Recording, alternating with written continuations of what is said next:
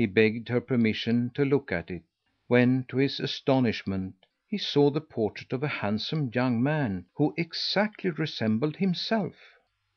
He thought there was something most extraordinary in all this. Yet, as the white cat sighed and looked very sorrowful, he did not venture to ask any questions. He conversed with her on different subjects, and found her extremely well versed in everything that was passing in the world. When night was far advanced, his hostess wished him a good night, and he was conducted by the hands to his bedchamber, which was different still from anything he had seen in the palace, being hung with the wings of butterflies mixed with the most curious feathers.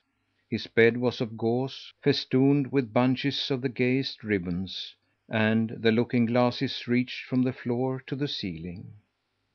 The prince was undressed and put into the bed by the hands without speaking a word. He, however, slept little, and in the morning was awakened by a confused noise. The hands took him out of the bed and put on him a handsome hunting jacket. He looked into the courtyard, and perceived more than 500 cats busily employed in preparing for the field, for this was a day of festival. Presently the white cat came to his apartment, and having politely inquired after his health, she invited him to partake of their amusement.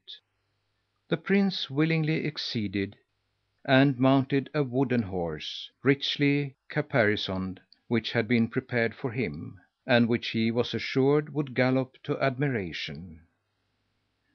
The beautiful white cat mounted a monkey. She wore a dragon's cap, which made her look so fierce that all the rats and mice ran away in the utmost terror. Everything being ready, the horns sounded, and away they went. No hunting was ever more agreeable. The cats ran faster than the hares and rabbits, and when they caught any, they turned them out to be hunted in the presence of the white cat, and 1,000 cunning tricks were played. Nor were the birds in safety, for the monkey made nothing of climbing up the trees, with the white cat on his back, to the nests of the young eagles. When the chase was over, the whole retinue returned to the palace. The white cat immediately exchanged her dragon's cap for the veil, and sat down to supper with the prince, who, being very hungry, ate heartily, and afterwards partook with her of the most delicious wines. He then was conducted to his chamber as before, and wakened in the morning to renew the same sort of life, which day after day became so charming to him that he no longer thought of anything but of pleasing the sweet little creature who received him so courteously. Accordingly, every day was spent in new amusements. The prince had almost forgotten his country and relations, and sometimes even regretted that he was not a cat, so great was his affection for his mewing companions. "Alas!" said he to the white cat, "how will it afflict me to leave you, whom I love so much? Either make yourself a lady, or make me a cat." She smiled at the prince's wish, but offered no reply. At length the 12-month was nearly expired. The white cat, who knew the very day when the prince was to reach his father's palace, reminded him that he had but 3 days longer to look for a perfect little dog.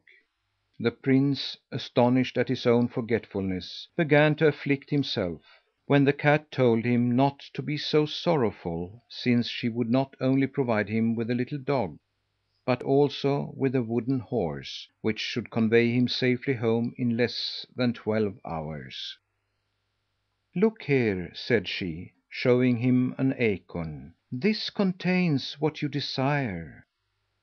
The prince put the acorn to his ear, and heard the barking of a little dog.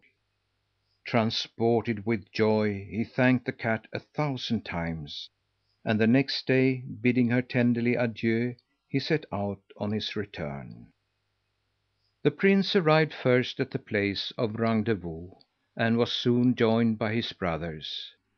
They mutually embraced and began to give an account of their success, when the youngest showed them only a little mongrel cur, telling them that he thought it could not fail to please the king from its extraordinary beauty. The brothers trod on each other's toes under the table, as much as to say, "We have little to fear from this sorry looking animal." The next day they went together to the palace. The dogs of the two elder brothers were lying on cushions, and so curiously wrapped around with embroidered quilts, that one would scarcely venture to touch them. The youngest produced his cur, and all wondered how the prince could hope to receive a crown for such a shabby present. The king examined the two little dogs of the elder princes, and declared he thought them so equally beautiful that he knew not to which with justice he could give the preference. They accordingly began to dispute, when the youngest prince, taking his acorn from his pocket, soon ended their contention; for a little dog appeared, which could with ease go through the smallest ring, and was besides a miracle of beauty. The king could not possibly hesitate in declaring his satisfaction. Yet, as he was not more inclined than the year before to part with his crown, he told his sons that he was extremely obliged to them for the pains they had taken, and since they had succeeded so well, he wished they would make a second attempt. He therefore begged they would take another year in order to procure a piece of cambric, fine enough to be drawn through the eye of a small needle. The three princes thought this very hard, yet they set out, in obedience to the king's command. The two eldest took different roads, and the youngest remounted his wooden horse, and in a short time arrived at the palace of his beloved white cat, who received him with the greatest joy, while the trunkless hands helped him to dismount, and provided him with immediate refreshment. Afterwards the prince gave the white cat an account of the admiration which had been bestowed on the beautiful little dog, and informed her of the further injunction of his father.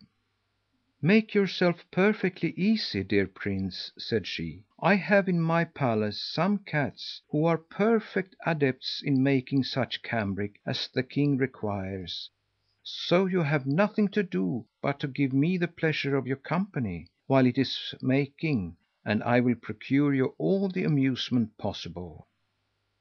She accordingly ordered the most curious fireworks to be played off in sight of the window of the apartment in which they were sitting, and nothing but festivity and rejoicing was heard throughout the palace for the prince's return. As the white cat frequently gave proofs of an excellent understanding, the prince was by no means tired of her company.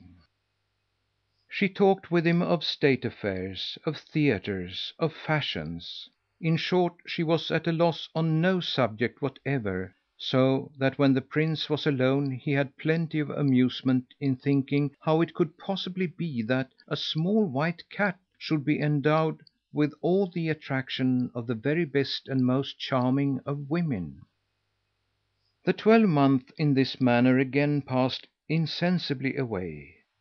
But the cat took care to remind the prince of his duty, in proper time. "For once, my prince," said she, "I will have the pleasure of equipping you as suits your high rank." And looking into the courtyard, he saw a superb car, ornamented all over with gold, silver, pearls, and diamonds, drawn by 12 horses, as white as snow, and harnessed in the most sumptuous trappings. And behind the car 1,000 guards, richly apparelled, were waiting to attend on the prince's person. She then presented him with a nut. "You will find in it," said she, "the piece of cambric I promised you. Do not break the shell till you are in the presence of the king, your father." Then, to prevent the acknowledgments which the prince was about to offer, she hastily bade him adieu. Nothing could exceed the speed, with which the snow white horses conveyed this fortunate prince to his father's palace, where his brothers had just arrived.